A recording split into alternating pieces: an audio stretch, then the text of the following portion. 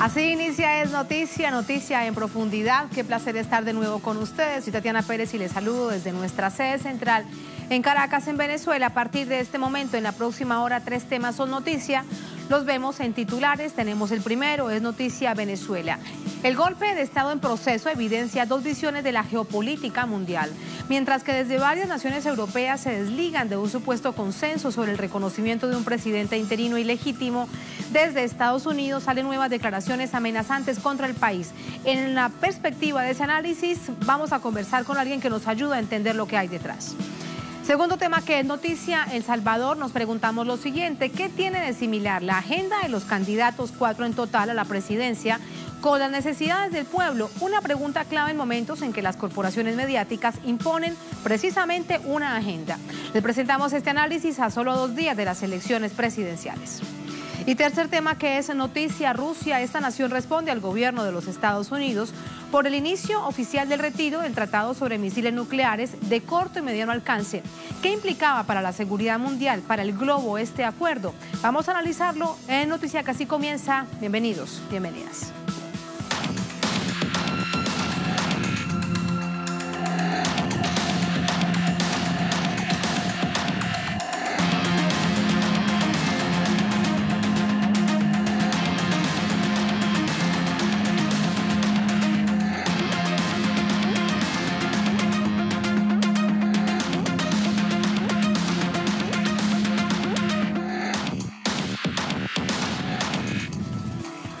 En Noticia Venezuela, la posición de la Unión Europea sobre el país se quiebra. Varios gobiernos del bloque se niegan a reconocer la autoproclamación ilegal de Juan Guaidó.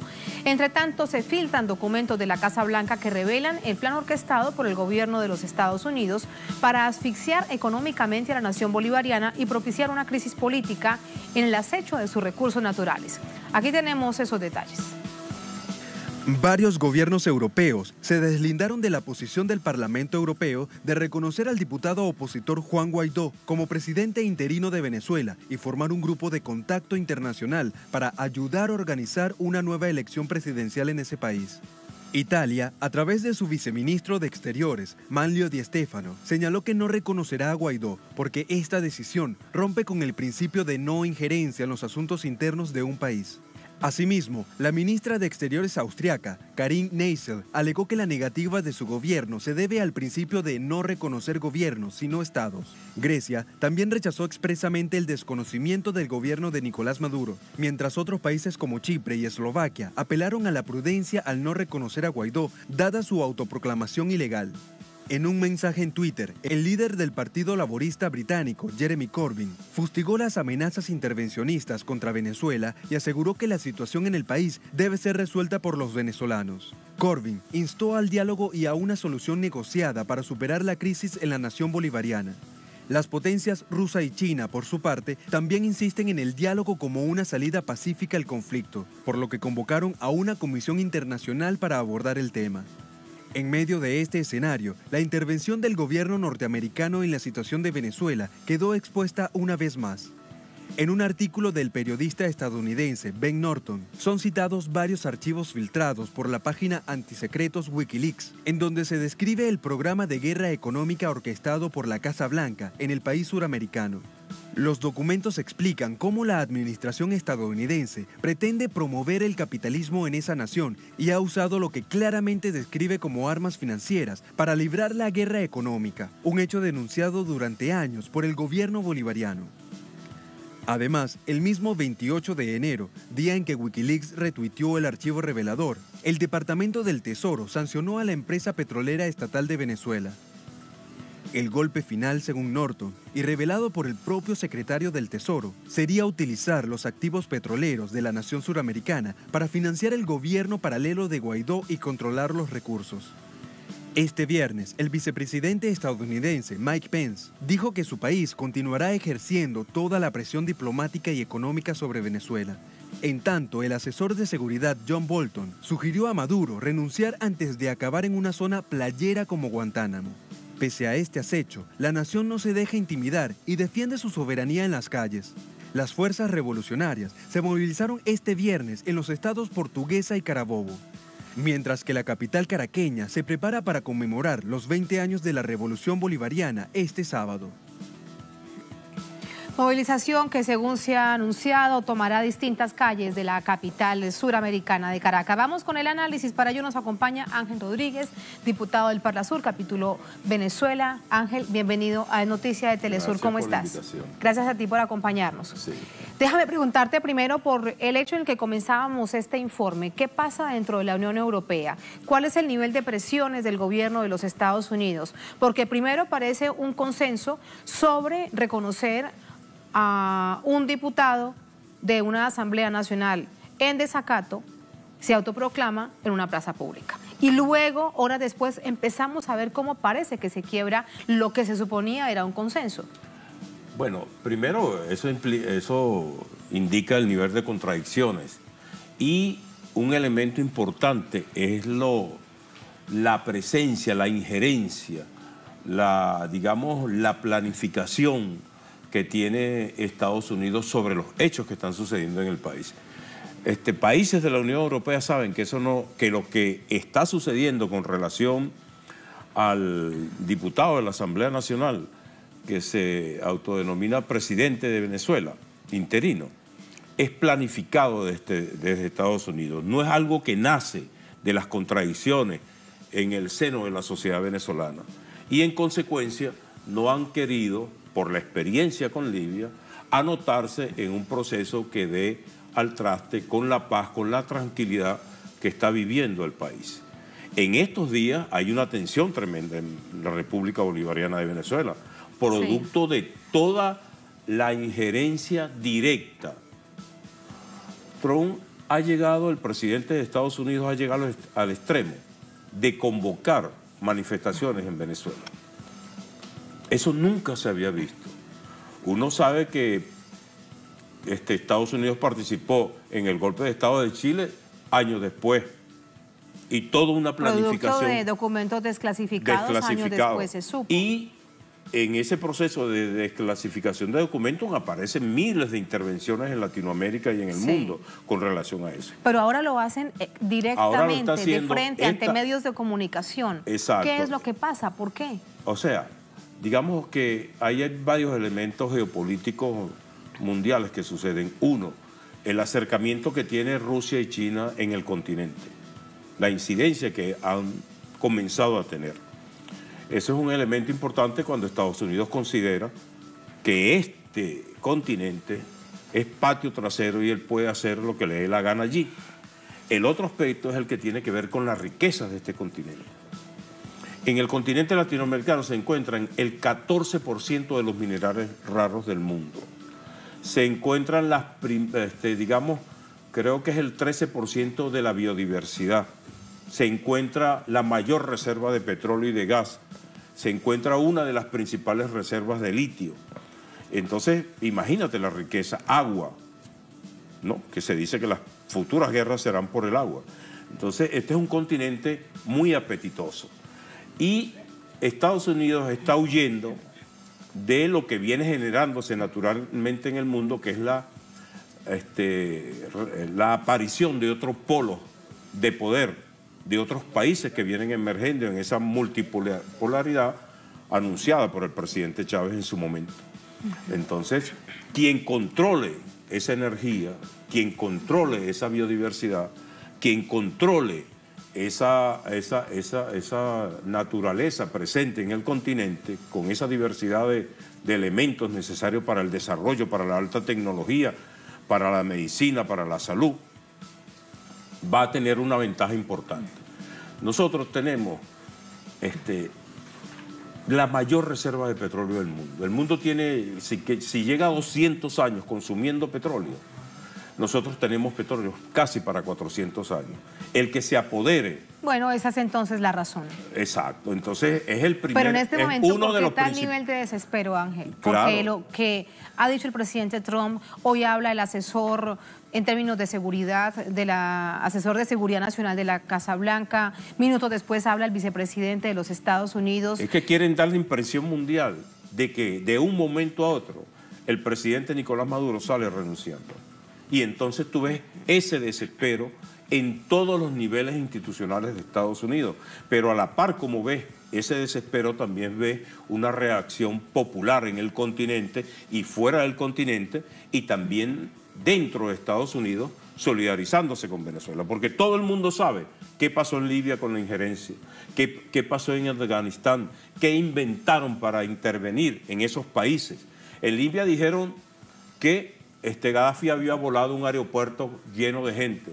Por cierto, fue Telesur que lo desmintió. Dijeron en Irak que habían armas de destrucción masiva, química, y después que asesinaron a 1 millón y pico de personas, pidieron disculpas.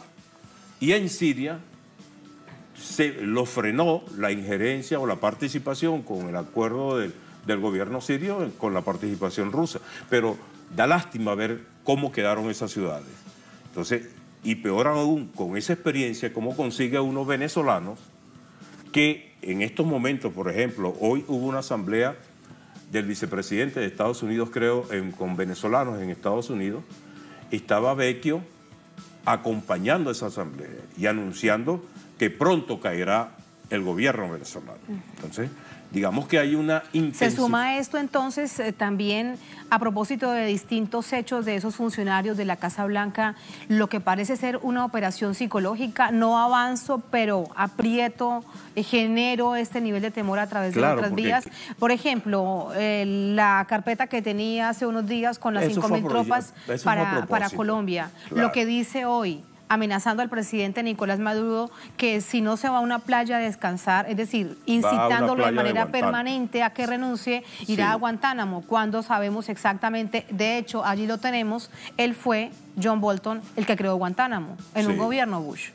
Sí, mira, digamos que sobre el país y sobre la sociedad venezolana se está generando todo un proceso psicológico con relación a la información, que uno encuentra gente angustiada, preocupada, ¿no? Preocupada en todas partes y en todos los niveles. Entonces, esa acción, sumada al hecho de que te generan y profundizan el cerco financiero, ¿no? Te generan y profundizan el cerco económico, abarcan más de lo que pudiera abarcar en todo lo que pudiera hacer el gobierno para minimizar los efectos de esos bloqueos. Lo que están buscando es, a nivel interno, que se genere una implosión social para ellos tener más justificación aún de insertarse en un proceso de ayuda humanitaria que sabemos qué es lo que implica, porque esa ayuda humanitaria no viene con civiles. Claro. Esa ayuda humanitaria viene con militares. Deben estar entonces, o no te pregunto, tal vez sorprendidos o no, dependiendo de si hacen una lectura correcta o no de lo que pasa en Venezuela. Muchas veces esa lectura resulta ser incorrecta, porque hay un país tranquilo y con el chavismo movilizado en todos los estados de la nación. Yo conozco, Tatiana, gente que venía de España. Vienen de España. Y la campaña es tan intensa que cuando llegan a Caracas llegan con caras de tragedia, pero entonces cuando suben de Maiquetía para acá, atraviesan Caracas, llegan a Anzoátegui, se consiguen con sectores inclusive desarrollando las actividades para el carnaval, entonces dicen, no entiendo. Algo pasa aquí que no entiendo. Correcto, entonces sí. Otro riesgo importante que es del cual tenemos que estar pendientes es el siguiente. Según algunos informes, Estados Unidos pretende ejecutar lo que ejecutó en Libia, desmembrar el Estado-Nación. Y no solamente el Estado-Nación venezolano, sino el Estado-Nación en el continente latinoamericano y caribeño, que le permita un control absoluto sobre todos los procesos productivos de riqueza y de materias estratégicas que posee este continente. Eso es más grave aún. Entonces, ¿cómo tú consigues venezolanos que creen que Estados Unidos va a llegar aquí al país, va a invadir y le va a decir a ellos, toma, aquí está tu presidencia? No. Veamos cuál es la justificación del presidente interino para estar asumiendo esa propuesta que él asume hoy, que hay que desarrollar en el país un proceso de transición. Entonces tú no ves por ninguna parte la planificación de ese proceso de transición. Tú no ves planificación para el proceso de elecciones. Tú lo que ves es la elaboración de un proyecto económico hecho por neoliberales que van a tirar al suelo todo lo que tiene que ver con la renta petrolera que asume la nación por la explotación del petróleo, y van a generar un proceso de transformación que van a tirar por el suelo toda esa dinámica económica en el área de hidrocarburos para dárselo a los norteamericanos. Entonces, tú observas que ese presidente interino no habla del proceso de transición, de los 30 días donde supuestamente el presidente está muerto, está enfermo, está loco o lo que sea. Sí. Pero si tú tomaste una acción de ese tipo y el justificativo fue el 233, ¿dónde está el proceso de transición? ¿Dónde están las reuniones o el plan de acción para eso? No, esos señores están allí para asumir y dar un golpe de Estado en la República Bolivariana de Venezuela, apoyado, ya lo sabe el mundo, directamente por Estados Unidos. Ellos mismos se han quitado la máscara y ya no hablan de proceso de transición, sino de gobernar el país con un proyecto económico que acaban de levantar. Hay algunos gobiernos, como por ejemplo el de México, el de Uruguay, al que se han sumado voces de acompañamiento para el diálogo a través primero de un encuentro la próxima semana, de organismos internacionales, de gobiernos, llamando evidentemente al diálogo. El gobierno de Estados Unidos, como era de esperarse, hoy dice el diálogo no va. Y este diputado Juan Guaidó dice también que no hay un diálogo para resolver los problemas de los venezolanos de manera pacífica como debe ser. Sí. ¿Qué piensas acerca de ese diálogo y realmente hasta dónde puede llegar? Porque de hecho la reunión hasta ahora dicen que se dará y hay expectativa por quienes lleguen y en qué términos realmente pueda darse. El presidente Nicolás Maduro ha apoyado la propuesta de México y Uruguay públicamente. Y tenlo por seguro que si hay una invitación y una conformación en el marco del respeto a las decisiones del país, a su soberanía y su independencia, que desarrolle ese grupo que lideriza México y Uruguay, el presidente Nicolás Maduro va a estar ahí presente. Ese grupo no tiene posición fija, no tiene sino el elemento esencial, no injerencia en los asuntos internos del país, pero ya los otros grupos que se están formando, por ejemplo en Europa, ya han dicho que la conversación tiene que ser en el marco de poner una fecha a un proceso electoral venidero. O sea, tú no puedes entrar a negociar o a servir de mediador con una posición fija en un aspecto... Cuando ya hay una condición preestablecida. Preestablecida. Pero lo que yo vengo observando en el continente, en África, en Asia, en el mismo Estados Unidos, es que hay una reacción. Estados Unidos se desespera porque los organismos internacionales no votaron a favor de su propuesta, tanto la OEA como las Naciones Unidas. Y hoy las Naciones Unidas acaba de decir en conjunto que el presidente legítimo es de la República Bolivariana de Venezuela, es Nicolás Maduro, ¿no? El grupo de los no alineados, su directiva se reunió con el secretario general de la ONU, a manera de ver cómo buscabas también una salida, una propuesta de diálogo de las partes. Ahora, si hay una parte, como la expresa el diputado Guaidó, que no quiere diálogo, sino que el único diálogo tiene que darse en base a un proceso electoral, nunca vamos a llegar a un acuerdo. O sea, aquí hace falta, como lo decía el comandante Chávez siempre, hace falta una oposición sensata, patriótica, que quiera el país, que se oponga al gobierno en el marco de la Constitución, de la democracia y en el marco de ver cómo sacamos conjuntamente todos los venezolanos el país adelante. Pero con una agenda que tenga un principio básico de respeto al país. Correcto, pero... Porque si la oposición lo que quiere es que invadan y que esto genere un baño de sangre, no se quiere uno imaginar entonces qué amor le tienen a su propia nación. Claro, porque yo me imagino que la mayoría de la gente que acompaña a esos sectores de oposición de verdad no están viendo lo que están haciendo, no están internalizando la gravedad de la situación para el país, no están viendo las consecuencias de décadas.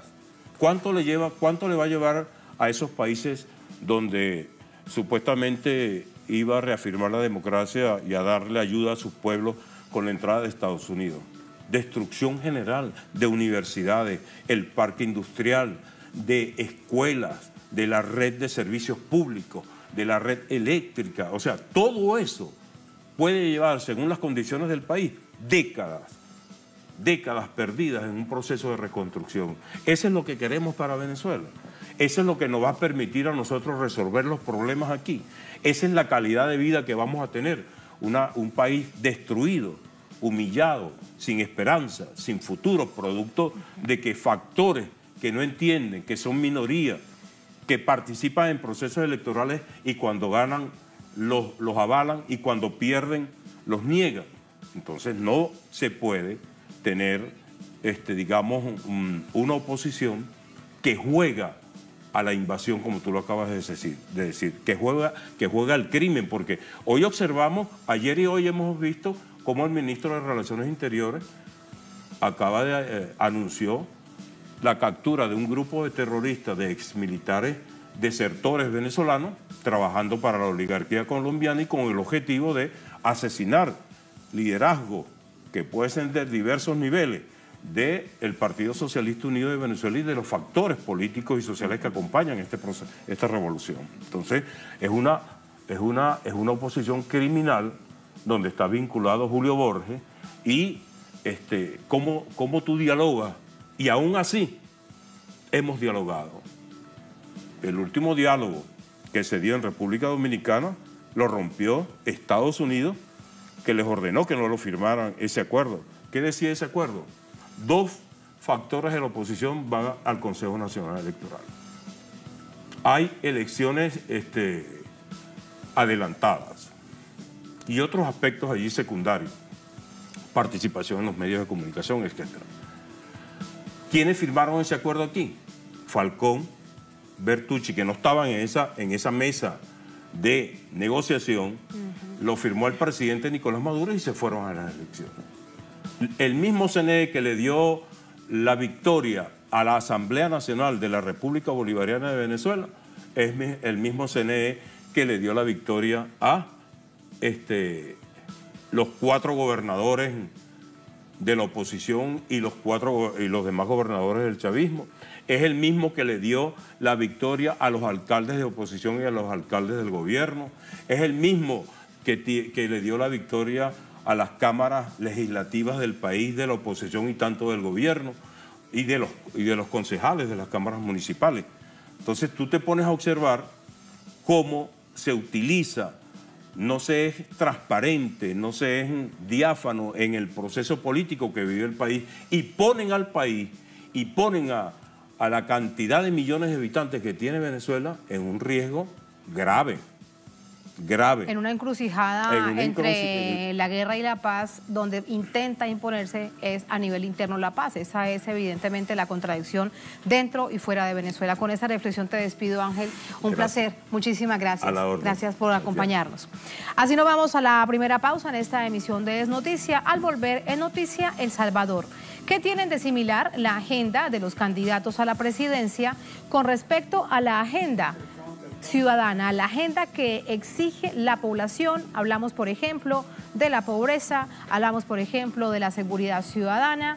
¿Cuáles son las similitudes? Bueno, vamos a analizarlo al volver aquí en El Noticia.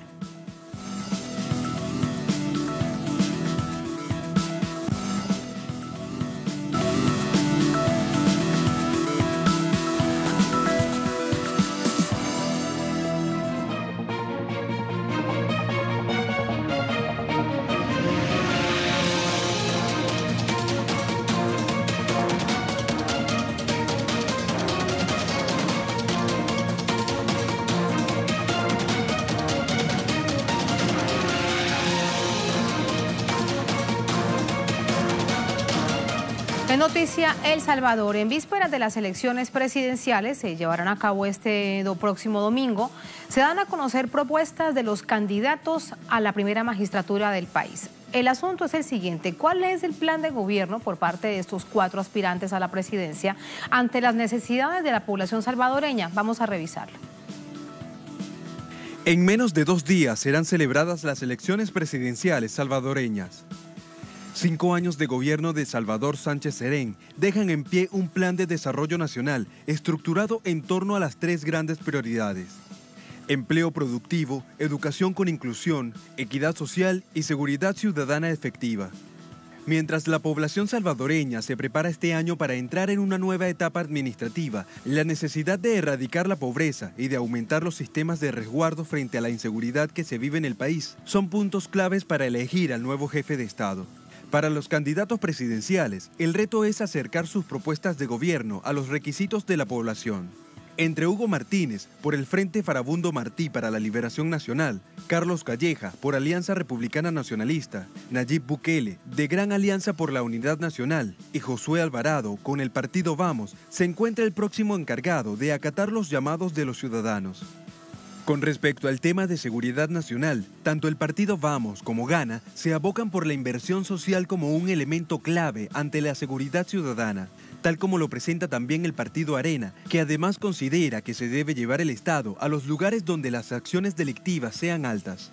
Por su parte, el FMLN señala a la Policía Nacional Civil como pieza fundamental para la prevención de la violencia, la delincuencia y contribución de la seguridad ciudadana. Frente al tema de la pobreza, el partido Gana resalta la intención de aumentar los presupuestos estatales y decir no a la corrupción, medida que también destacan desde el partido Vamos. Mientras que Arena presenta el proyecto Trabajo para Todos, que pretende elevar la calidad de vida de los salvadoreños. El FMLN, por su parte, continuará con el desarrollo de las potencialidades del país, buscarán incrementar la inversión en el territorio e impulsarán una reforma educativa para los ciudadanos. Sumamos más información y el análisis con nuestro enviado especial El Salvador, Jorge Gestoso. Jorge, buenas noches, ¿cómo estás? Adelante. Gracias, Tatiana. Tenemos aquí el privilegio de tener como invitada esta noche nada menos que a Daniela Brunet. Ella es coordinadora del equipo Maíz. Daniela, el tema migración, un tema muy importante que se escuchó poco en esta campaña, pero cuéntanos el tema de la migración de salvadoreños en este entorno de que todo el mundo queda en la misma bolsa de la caravana centroamericana. Bueno, vamos a empezar hablando quizás que las y los salvadoreños que emigran, eso no es un fenómeno nuevo, es un fenómeno que data desde aún antes de la guerra. Sin embargo, podemos hablar de cantidades que se han incrementado ya después de la guerra, durante los años de la aplicación del programa neoliberal, que serían los gobiernos de Arena. Voy a dar unos ejemplos de unos datos aproximados. Podríamos decir que durante los 80 habían emigrado como 127.000, 130.000 personas fuera de El Salvador, emigraban en Centroamérica y una parte de Estados Unidos. Al finalizar la guerra ya teníamos como 585.000 personas ya en Estados Unidos. Pero al terminar digamos, en el 2007, que es el último dato real que se puede tener de los salvadoreños y salvadoreñas que están en Estados Unidos, estamos hablando de 2.3 millones en Estados Unidos y otro medio millón, digamos, en los otros países, por todo 2.7 millones de personas. Y tú hablas de que en realidad el tema de lo que tiene que ver con la pobreza se notó más en los 20 años de gobierno de Arena y no el motivo de la migración de los últimos 10 años del gobierno del FMLN no es necesariamente la pobreza. No, para nada. Las políticas neoliberales fueron aplicadas durante estos 20 años de gobierno de Arena. A partir del 2009 hay un freno al neoliberalismo. No se han podido revertir todas las políticas, sin embargo no hay nuevas que han sido aplicadas. Y la pobreza ha disminuido del 40% que estaba en 2008 al 29% que estaría ya por los datos del año pasado. Entonces estamos hablando de que la pobreza ha disminuido. Si vamos con la consideración que es la pobreza que el mayor factor que hace que la gente emigra, podríamos suponer que ahora la gente que ha emigrado ha disminuido en estos años de los gobiernos del FMLN. Y estas caravanas que estamos viendo que adentro de Estados Unidos son la causa de todos los males, amenazan la seguridad nacional, nos van a invadir, nos van a infectar el país según Donald Trump. En realidad, son caravanas de hondureños y no necesariamente de salvadoreños. Exactamente, no son de salvadoreños, son de hondureños, que ellos tienen otra realidad que está empujando a las comunidades más pobres a organizar. La realidad de ellos manera. es gobiernos neoliberales. Exacto.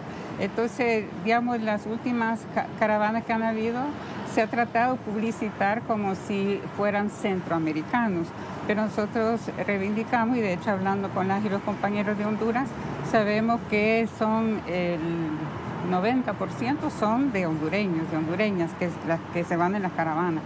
De aquí de El Salvador han salido personas también en caravanas, pero la totalidad, porque son 5 caravanas que han salido de aquí desde octubre, digamos, pero la cantidad total no pasa las 3.000 personas. Entonces, y si tomamos en cuenta que diariamente, sin caravanas, se están yendo sus 100, 125, 150 personas, no se sabe con exactitud las cantidades, entonces podríamos decir que esas caravanas realmente no representan un aumento en la inmigración normal que puede estar habiendo aún en estos gobiernos del FMLN, porque no es que se ha parado esto, sino que sigue, pero ha disminuido. ¿Cuánto tiene que ver la injerencia de Estados Unidos en las condiciones que se viven en América Central y en particular en El Salvador? Pues aquí tenemos que diferenciar, ¿verdad? Porque la injerencia para El Salvador es para bloquear los avances y los logros que han tenido el gobierno del FMLN en esta gestión que está terminando y la gestión anterior. Han habido bloqueos de diferentes maneras para impedir que se tengan los fondos, que se tenga el acceso a la comunicación, etcétera, para poder avanzar. En el caso de Honduras es diferente, porque ahí sí hay un gobierno que está aplicando políticas neoliberales, entonces la pobreza está aumentando. Y entonces la caravana es un gobierno que está calificado de ser fraudulento en una elección editorial presidencial con muchas irregularidades. Sí, entonces la gente ha decidido ir en caravana porque es un fenómeno que visibilizan. Entonces tienen un poquito menos de riesgos porque es mucha gente, porque normalmente la gente se va a escondidas, le paga un coyote. Entonces también estas caravanas la gente no ha pagado el coyote. Estoy hablando de la gente de Honduras, ¿verdad? La gente de El Salvador, como no fue un fenómeno masivo, ni realmente muy notorio comparado con la inmigración que puede haber de manera normal, entonces no podemos hablar que es un mismo fenómeno. Y por último, ¿tú dirías que el programa de gobierno del FMLN respecto al tema de migración, qué posición tiene? Pues el programa de Hugo y Karina tiene algunos componentes que tienen que ver con impedir que la gente ya no tenga trabajo y tenga que emigrar. Entonces hay todo un planteamiento para aumentar el empleo, para poder hacer que haya desarrollo en diferentes regiones del país, porque esto es lo que impulsa a la gente a salir, no es que la gente quiera salir, ¿verdad? Sino que es por condiciones afuera, ¿sí? Entonces también hay oportunidad ahora para la gente que ya está instalada en Estados Unidos, si quiere cotizar en el Seguro Social, lo puede hacer para poder asegurar su gente que está aquí en el país. Estos son beneficios que han considerado los gobiernos del FMLN. Entonces, hay también toda una relación con las poblaciones de salvadoreñas y salvadoreñas que están allá en Estados Unidos para tratar de que tengan una participación en la política del país. Daniela Brunet, muchísimas gracias por haber estado con nosotros. Ya saben. Estábamos hablando entonces con Daniela Brunet, ella es coordinadora del equipo Maíz. Ahora regresamos contigo, Tatiana. Jorge, antes de despedirte, déjame preguntarte algo brevemente desde la perspectiva de la coyuntura. ¿Todo listo para la elección de este domingo? ¿Kits entregados en todo el país? ¿Autoridades electorales a punto? ¿Seguridad nacional? Todo listo, Tatiana, y en 50 minutos, es decir, a las 8 horas local, está hablando el presidente de El Salvador, estamos hablando de El Salvador, Sánchez Serén, un mensaje a la nación, justamente invitando a participar a todo el electorado en esa fiesta del domingo y asegurar justamente que todo está marchando sobre ruedas, Tatiana. Excelente, muchas gracias, Jorge. Nos encontramos este fin de semana y por supuesto el domingo con El Salvador Decide. Buenas noches. Buenas noches a ti. Buenas noches. Así nos vamos a la segunda última pausa en esta emisión de noticias. Salimos de la frontera de América Latina y hablamos de un asunto que aumenta, que escala la tensión entre Rusia y Estados Unidos. Rusia responde al gobierno norteamericano por el inicio oficial del retiro del Tratado sobre Misiles Nucleares de Corto y Alcance Medio, conocido como INF. ¿Qué implicaba este tratado para la seguridad mundial? Vamos a analizarlo al volver en el Noticias.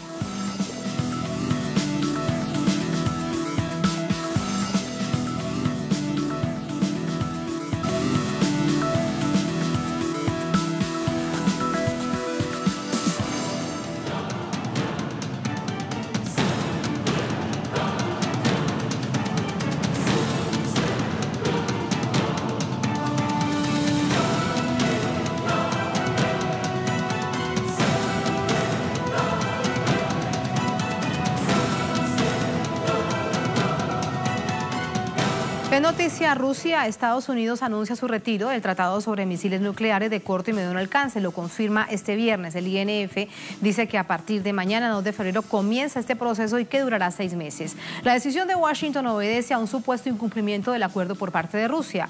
Moscú, a través de sus voceros, responde, dice que Estados Unidos no lo ha cumplido, es decir, responde lo mismo. La Unión Europea, entre tanto, fija posición. Aquí están los hechos.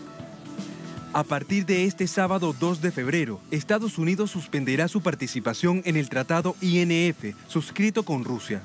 Se trata del primer acuerdo de desarme suscrito durante la Guerra Fría por ambos países y destinado a eliminar todos los misiles nucleares y convencionales de rango corto y medio alcance. El secretario de Estados Unidos, Mike Pompeo, dijo en una conferencia de prensa en Washington que Rusia no ha cumplido con el acuerdo y ha puesto en peligro sus intereses de seguridad. Estados Unidos suspenderá sus obligaciones bajo el Tratado de Misiles de Medio y Corto Alcance a partir del 2 de febrero. Daremos una notificación formal a Rusia y a las otras partes de que Estados Unidos se retira del Tratado de Misiles de Medio y Corto Alcance en un plazo de 6 meses de acuerdo con el artículo 15 del tratado. Pompeo señaló que si Rusia no destruye todos sus misiles, que supuestamente han violado el acuerdo, en un lapso de 6 meses, el tratado llegará a su fin. Para Moscú, Estados Unidos también ha vulnerado el tratado, por lo que considera la exigencia de eliminar sus misiles como un sueño de la Casa Blanca. Sergei Ryabkov, viceministro de Asuntos Exteriores, dijo que la decisión de Washington no solo implica a Rusia, sino que se trata de un asunto de seguridad mundial que significaría regresar al pasado. Por lo visto, están empezando un juego encaminado al cansancio económico de Rusia a través de una nueva carrera armamentística. No entienden que ya hemos sacado buenas lecciones del pasado y nuestra respuesta a cualquier desafío eventual será superable desde el punto de vista económico. La Unión Europea también fijó posición ante la decisión de Washington de romper con el tratado nuclear INF. Federica Mogherini, en nombre del bloque, considera necesario preservar dicho acuerdo. Los países europeos y la Unión Europea como tal no son miembros del Tratado de Misiles de Medio y Corto Alcance, pero Europa ha sido probablemente la más beneficiada por este pacto, que siempre valoramos y seguimos valorando enormemente. Y por tanto, nuestro deseo, nuestro objetivo es que el acuerdo sea preservado y que se cumpla plenamente por ambas partes. El tratado INF fue suscrito por Washington y Moscú en 1987, un acuerdo que prohíbe a los dos países signatarios fabricar, desplegar o realizar pruebas de misiles de corto alcance entre 500 y 1000 kilómetros y de medio alcance entre 1000 y 5500 kilómetros. La ruptura de este acuerdo podría iniciar una nueva carrera armamentística entre las dos grandes potencias nucleares del mundo. Ahí están los hechos. Importante recordar justo el momento en que se había suscrito ese tratado hace ya 30 años. ¿Y cuáles son las reacciones? ¿Qué es lo que sucede al interior de los Estados Unidos? Vamos a preguntarle a Alina Duarte, nuestra corresponsal desde Washington. Alina, buenas noches, adelante. Hola, ¿qué tal, Tatiana? Muy buenas noches. Así es, yo retomaría esta última parte de este informe que presentaban. Una carrera armamentista. Eso es lo que hoy se pone sobre las calles de Washington. Se pone a debate si realmente Estados Unidos está haciendo bien en retirarse de este tratado de eliminación de misiles de corto y largo alcance. Y es que no es menor.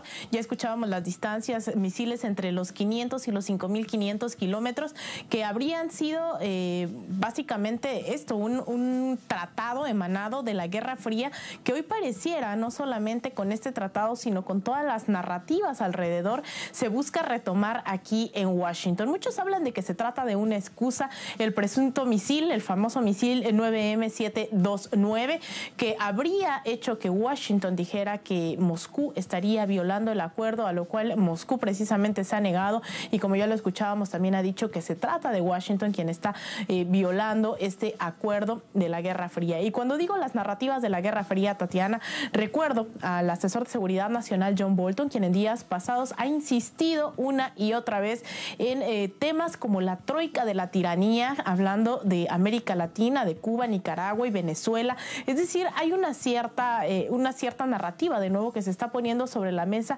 que coincide ahora también con este importante acuerdo. Pero también sobre la mesa, Tatiana, quisiera poner que se trata solo del último de los acuerdos multilaterales que Estados Unidos ha decidido romper de manera unilateral durante estos 2 años de la gestión de Donald Trump en la Casa Blanca. Y es que recordemos que durante estos 2 años, que pareciera mucho y a la vez tampoco, ha decidido salirse de los acuerdos de París sobre el cambio climático, el acuerdo nuclear con Irán, que también recordemos a la administración Obama le tomó bastantes años también llegar a este acuerdo, del cual Estados Unidos simplemente se retiró a pesar de que sus aliados europeos le decían que esto no iba a llevar absolutamente a nada.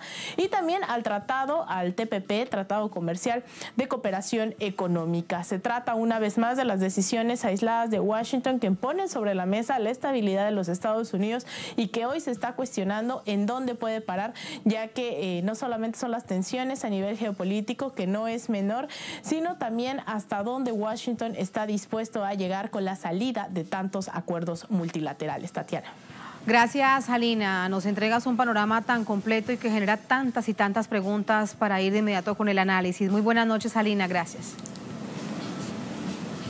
Nuestro analista, el doctor Layo Sasdi León Borja, él es profesor de la Universidad Interamericana de Puerto Rico, es analista en asuntos de seguridad a nivel internacional, nos acompaña desde San Juan. Doctor Layo Sasdi, ¿cómo está? Buenas noches. Buenas noches, gracias por invitarme. Primero déjeme preguntarle algo, ¿es posible en medio de una situación tan compleja saber quién tiene la verdad, quién incumplió el acuerdo, ese tratado, Estados Unidos o Rusia?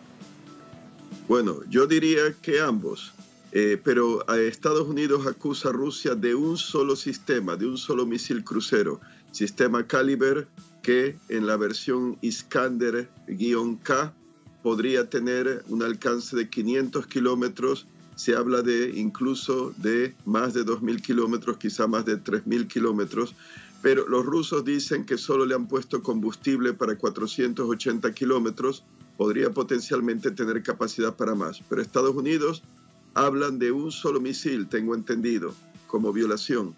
Yo he calculado que Estados Unidos viola el Tratado de Armas Nucleares de Alcance Corto e Intermedio de 1987 en 9 ocasiones, y las voy a tratar de enumerar rápido. El lanzador terrestre de la versión naval Mark 41 de misiles antimisiles del sistema Aegis Ashore de la Defensa Antimisil Europea, instalado en Rumanía y en Polonia, tiene capacidad para lanzar misiles crucero Tomahawk de 2.500 kilómetros de alcance y que pueden ir armados con ojivas nucleares y atacar a Rusia. Le recuerdo a los oyentes que el Tratado INF de 1987 en cuestión limita los misiles balísticos o de crucero lanzados desde tierra, de alcances corto, que desde 500 a 1.000 kilómetros, de alcance medio, de 1.000 a 3.000 kilómetros, y de alcance intermedio, de 3.000 a 5.500 kilómetros. La segunda violación que veo sería con el sistema de lanzamiento terrestre del sistema de defensa antimisil americano Theater High Altitude Area Defense, conocido como THAAD, en la versión Extended Range, ER, de mayor alcance. esta tendría un diámetro, los lanzadores son también basados en ese lanzador naval de misiles de lanzamiento vertical Mark 41 navales americanos, que pueden lanzar no solamente misiles antiaéreos y antimisil, pero también misiles crucero Tomahawk, con diámetro de 21 pulgadas, 533 milímetros, que le capacitaría la versión del lanzador de misiles THAAD, alcance extenso, lanzar no solamente misiles antimisiles de ese diámetro, pero también misiles Tomahawk. Tercera violación, está el sistema Arclight. Es un Hypersonic Glide Vehicle, un vehículo de planeador hipersónico, algo así como el Avangard ruso.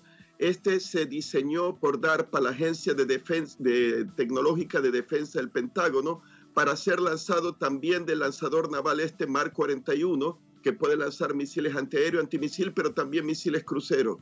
Entonces, este misil Arclight tendría un alcance de 3.700 kilómetros si es lanzado desde lanzadores terrestres, como por ejemplo los del sistema Aegis Ashore de la defensa antimisil europea en Rumanía y Polonia, o el sistema de defensa antimisil THAAD, alcance extendido, que podría lanzar un misil de esa categoría, como el Arclight. Hay otro, esta sería la cuarta, sería el sistema Advanced Hypersonic Weapon, arma hipersónica avanzada, lanzada en 2011 desde Hawái en tiempos de Obama, en el tope de un misil balístico. Este vehículo hipersónico y el misil llegó a tener un alcance de 3.700 kilómetros cuando impactó el blanco en el atolón de Kwajalein, en el Pacífico. 3.700 kilómetros, violación del tratado. Entonces tenemos, por ejemplo, el sistema de defensa antimisil Orbital Boost Vehicle, OBV, producido por Orbital, que después pasó a ser a la Northrop Grumman Innovation System. Es decir, con todo, uno se pregunta han pasado 30 años con las limitaciones, pero a nivel interno, con los ejemplos que usted nos entrega, los Estados Unidos lo que ha hecho es construir este armamento. Lo que pasa es que no se ha utilizado en términos efectivos.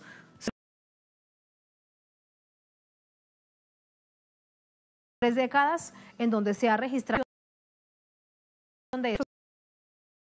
Sí. Usted nos dice, pues no ha sido así. Bueno, se siguen construyendo, se siguen fabricando. Claro, en el caso de los lanzadores, no olvidemos que el Tratado INF del 87 limita no solo los misiles, pero también los lanzadores en tierra. Y ahí es donde viene el sistema de defensa antimisil europeo del sistema Aegis Ashore de Polonia y de Rumanía, basados allí por Estados Unidos, que sería una violación, o el sistema antimisil del sistema de defensa antimisil americano THAAD, alcance extendido, que también sería una violación. Pero se han hecho pruebas en el caso del sistema Advanced Hypersonic Weapon, el arma hipersónica avanzada lanzada desde Hawái, que impactó en el atolón de Kwajalein, creo que en las Islas Marshall, que los españoles lo conocían como las Islas Carolinas Orientales. Pues allí se hizo la prueba en 2011 y están los sistemas estos de defensa antimisil de largo alcance, el OBV, Orbital Boost Vehicle, integrado por la Boeing, que en la versión de 3 etapas tendría un alcance máximo de 5.000 kilómetros. Ahora, ese misil es de defensa antimisil, pero lo puedes adaptar y convertirlo en versión ofensiva. Ahí está la cosa. Entonces, hay otras violaciones que no voy a enumerarlas, las puedo mencionar. Una es el sistema Janus, fabricado por la Northrop Grumman, antes por Orbital. Está, por ejemplo, el sistema Hera por Coleman Aerospace. Estos son misiles balísticos de prueba para probar las defensas antimisiles americanas. Lanzan esos misiles que simulan misiles de alcance medio o intermedio. El problema es que los puedes adaptar y convertirlos no ya en misiles de prueba para probar las defensas antimisiles americanas que los derriben, sino los puedes convertir en misiles ofensivos. Unos tienen 1.100 kilómetros. Pueden ser utilizados como armas ofensivas de alcance medio, cubiertas por el tratado. Entonces, eso está prohibido por el Tratado del 87. Así que diría yo que Estados Unidos, hay otros de esos sistemas, por Northrop Grumman, es un misil de prueba que simula ser un misil balístico intercontinental. Ahí podríamos decir, bueno, pero eso es más de 5.500 kilómetros fuera del tratado. Ya, pero si le pones una ojiva pesada de 1.500 kilogramos, probablemente le rebajas el alcance a 5.000 kilómetros o incluso 5.500 y está dentro del tratado. Si lo modificas como misil ofensivo, ¿qué se puede hacer? Así que Estados Unidos ha estado violando al menos en 9 ocasiones el tratado, pero se queja de un solo misil ruso. Ya se ve que no es realmente esa la razón, es solo una excusa. Lo que quiere, en mi opinión, Estados Unidos y belicistas como John Bolton, que es un belicista muy peligroso, es de estos republicanos que está opuesto a la idea del proceso de control de armas y considera que no es necesario controlar las armas nucleares, que no hay que maniatar el poder de Estados Unidos, que Estados Unidos debe libremente producir todas las armas nucleares y misiles que los lancen como quieran, que no deben de someterse porque realmente ni Rusia ni China son competidores y Estados Unidos pues no tiene por qué temer a estos países. Esas son las razones entonces que realmente plantea una situación tan compleja donde hay evidentemente alarma y preocupación para todo el mundo y no podía ser de otra manera. Gracias, doctor Lajos, muy buenas noches, gracias por esa explicación. Muy buenas noches, gracias. Muy buenas noches, gracias también a todos ustedes. Así ponemos punto final a esta emisión de Noticia. Cerramos nuestra pantalla tradicional, nos quedamos en redes sociales, @Noticia Telesur, @Tatiana Telesur durante esta jornada. Otro hecho muy lamentable fue noticia, con eso lo dejamos. Era hasta el lunes, sigan con nosotros.